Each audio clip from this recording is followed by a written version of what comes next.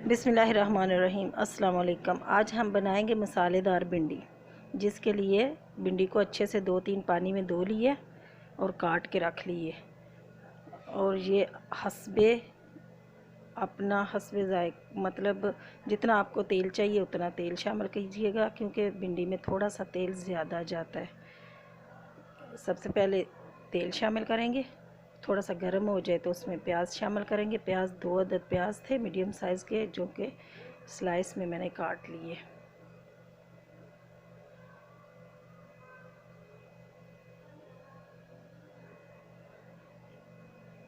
ये इसको थोड़ा सा फ्राई करना है। ये जब इस तरह सोते हो जाए तो इसमें टमाटर शामिल कर दें। 2 अदद टमाटर ये शामिल करेंगे।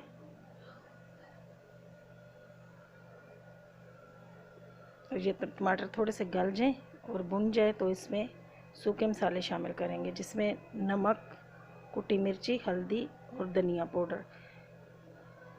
ये आम से मसाले बस इसमें जाएंगे। इसको अच्छे से भूनना है कि मिर्ची कच्ची ना रह जाए। अगर लगे आपको खुशक है तो थोड़ा सा पानी का छट्टा दे दें। और अब इसमें ये भिंडी काटी हुई भिंडी को बिल्कुल बारीक नहीं काटना। ये 3 से 4 अदद मिर्ची थी। मिर्ची वो है जो इतनी तीखी नहीं होती।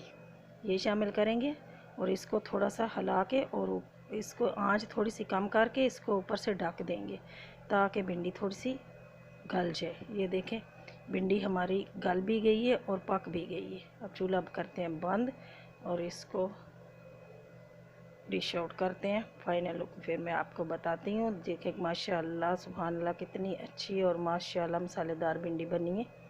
अल्लाह ताला आपको अपने हिफ्ज़ मान में रखे। अल्लाह ताला आपका दस्तरखान भरा रखे। दुआओं में याद रखना। अल्लाह हाफिज़।